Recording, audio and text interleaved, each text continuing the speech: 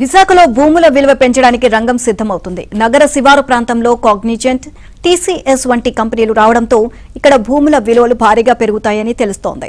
ఇక విశాఖలో 10% కంటే తక్కువ పెరిగే అవకాశం ఉంది. విశాఖలో ఎక్కడెక్కడ భూముల విలువలు ఎంతెంత పెరగబోతున్నాయి?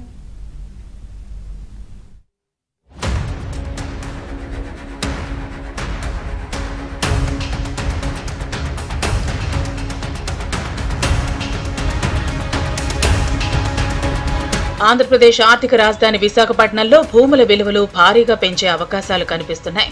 ఇప్పటికే దీనికి సంబంధించిన ప్రతిపాదనలు కూడా అధికారులు తయారు చేశారు. ప్రజల అభిప్రాయాల సేకరణ తర్వాత తుది నిర్ణయం తీసుకుంటారు.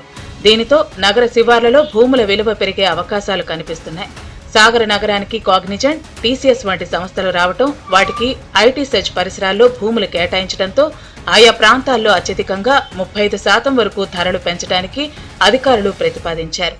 మదర్వాడ, ఐటీ సెర్చ్ ప్రాంతాల్లో భూముల ధరలు పెంచబోతున్నారు.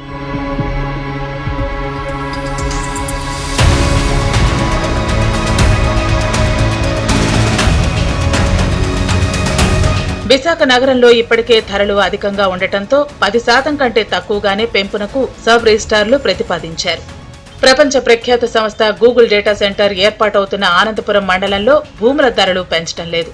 వాస్తవానికి గూగుల్ ప్రకటన తర్వాత ఆనందపురంతో పాటు తర్లువాడ, తంగేడుబిల్లి, రామవరం, పాలవలస ప్రాంతాల్లో భూముల ధరలు భారీగా పెరిగాయి. ఆ ప్రకారం ఇప్పుడు విలువ పెంచాల్సి ఉంది. కానీ జిల్లా రెవెన్యూ అధికారులు ఈ ప్రతిపాదనలకు అడ్డం పడినట్టు తెలిసింది. అందుకే మార్కెట్ విలువల పెంపు జాబితాలో తర్లువాడ, తంగేడుబిల్లి, రామవరం, పాలవలస గ్రామాల పేర్లు లేవు.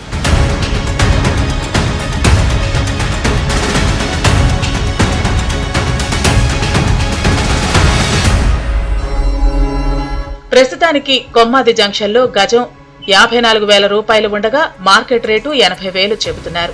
దాన్ని 33% పెంచి 66,500 రూపాయలు చేస్తున్నారు. సైబర్ వ్యాలీలో ప్రస్తుతం రిజిస్ట్రేషన్ ధర గజానికి 42,000 ఉండగా మార్కెట్ రేటు 70,000 ఉంది.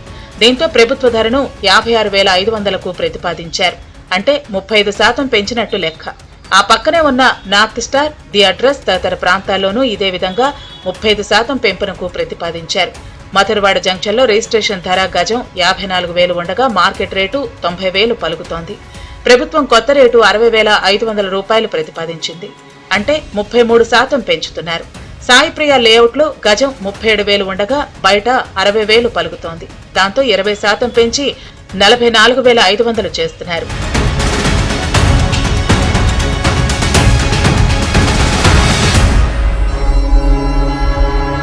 కొమ్మాది సమీపాన ఎంవివి జీవి ది గ్రాండ్ ఏరియాలో గజం 44,000 ఉండగా మార్కెట్లో 60,000 పలుకుతోంది.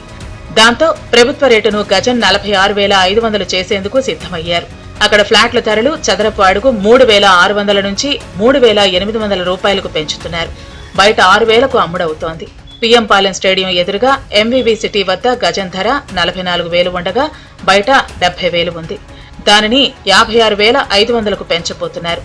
ఫ్లాట్లు చదరపు అడుగు 4,200 ఉండగా దాన్ని 4,300కు పెంచుతారు. బయట 7,000 ఉంది.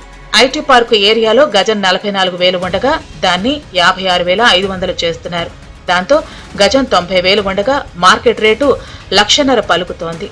దీనిని ప్రభుత్వం 93,000 చేయబోతోంది. సీతమ్మధార నార్త్ ఎక్స్టెన్షన్ టీపీటీ కాలనీలో గతం ధర 85,000 కాగా బయట మార్కెట్లో 1,40,000 పలుకుతోంది. ప్రభుత్వం దీని ధరను 87,000 చేస్తోంది. ఎంవివి కాలనీలోని అన్ని సెక్టార్లలో గజం 75,000 ఉండగా బయట 1,00,000 పలుకుతోంది. ప్రభుత్వం 78,000కు పెంచబోతోంది.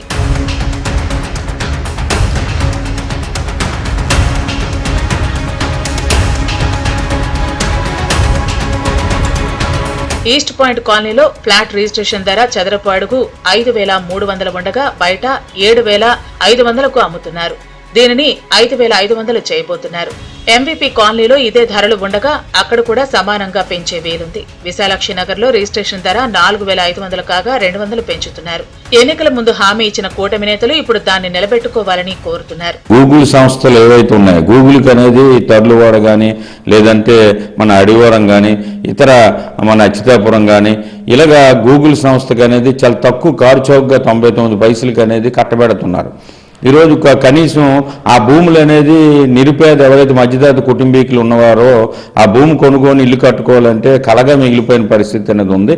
కూటమి ప్రభుత్వం అనేది భూమి ధరలు ఏవైతే ఉన్నాయో భూమి ధరలు పెంచం అనే పద్ధతుల్లో ఎన్నికల ముందు 20 నెలలు వస్తుంది, 20 నెలల తర్వాత వచ్చిన తర్వాత ఎన్నికల ముందు మేము పెంచము అనేది చెప్పారు. ఈరోజు భూముల ధరలు అనేది రెక్కలు వచ్చేటట్టు ఇంత పెద్ద ఎత్తున పెంచడం అనేది అసలు కూటమి ప్రభుత్వం ఏ ఆలోచన చేస్తుంది అనేది కూడా మేము దీన్ని ప్రశ్నిస్తున్నాం.